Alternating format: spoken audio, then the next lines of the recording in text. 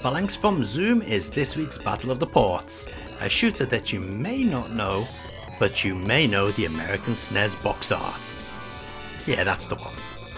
First coming to the shop X68000 on May 17th, 1991, this shooter has you battling away to what can be considered a pretty good plot for the shooter.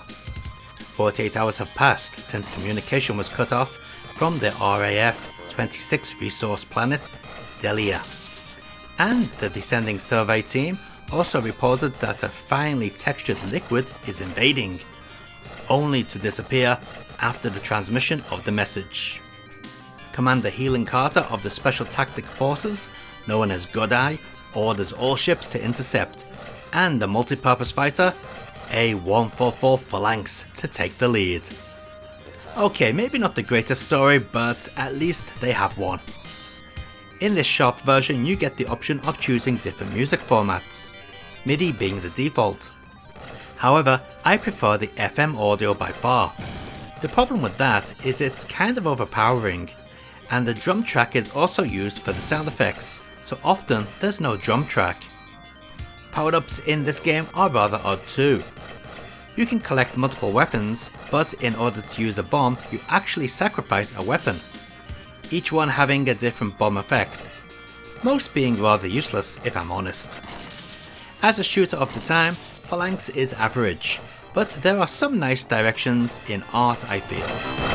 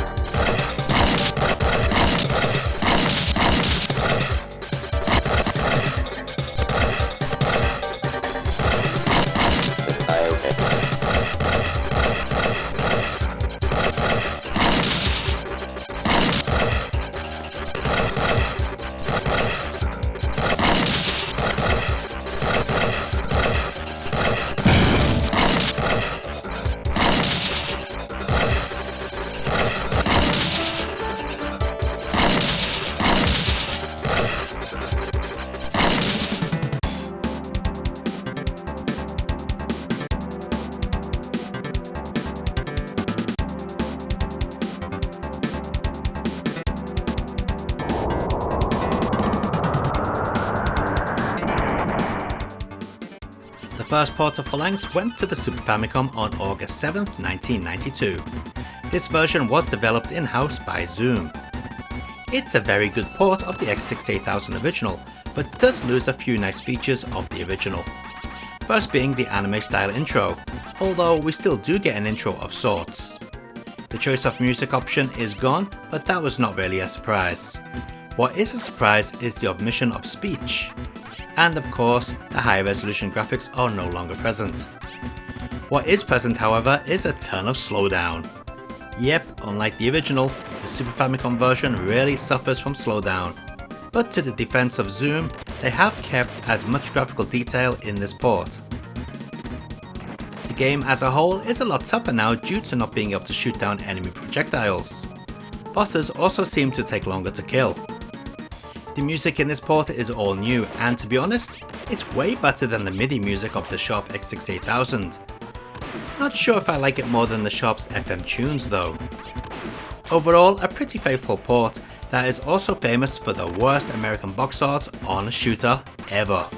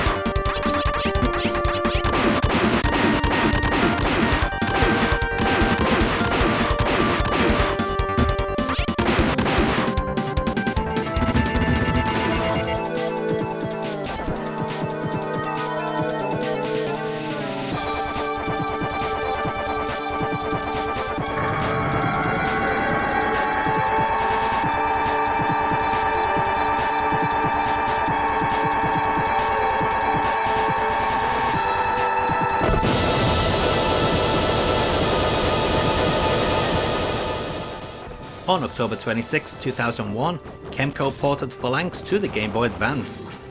As was popular then, the GBA received many half-assed Super Famicom ports. Is this version of Phalanx half-assed? Well, yes and no.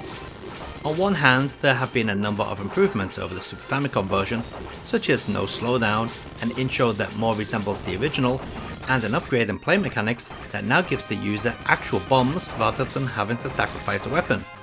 Although you can still do that. There is even a secret stage in which you can power up your ship. Sadly, the game looks like ass. Even on a GBA screen, it isn't that hot looking. The graphical detail of the other two ports is just lost on such a low resolution.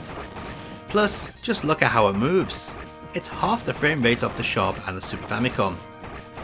As to be expected, the audio is pretty nasty as well. The tunes are kind of reasonable remakes of the Super Famicom tracks, but the sound effects are horrible and scratchy. Maybe not the worst port to appear on the GBA, but certainly not a great one.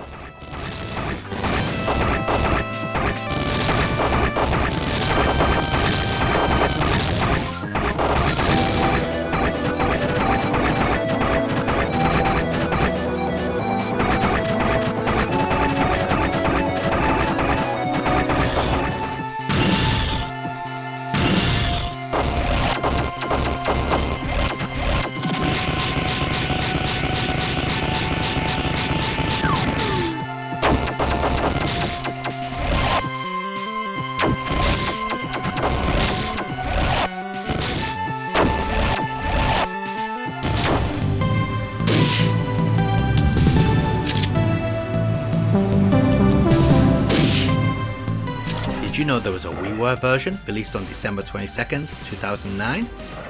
This port is kind of an enhanced range version of the X68000 original, but with some elements such as the multiple scrolling of the foreground and background at the end of stage 1 being omitted for some odd reason, along with the wavy water effect in stage 2 and other missing effects throughout the game.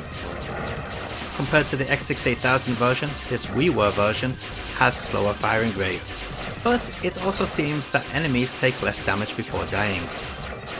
As well as the standard mode, there's also an additional Wii mode that offers character picture puns inserted between stages, and some enemy characters and bosses have been changed to parody the original game.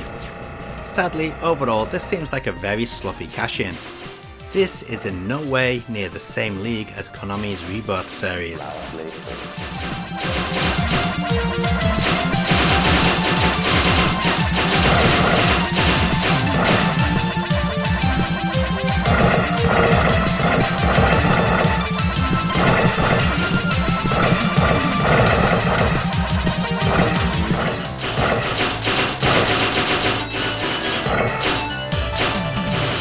And let's take a look at all those versions of Phalanx running side by side.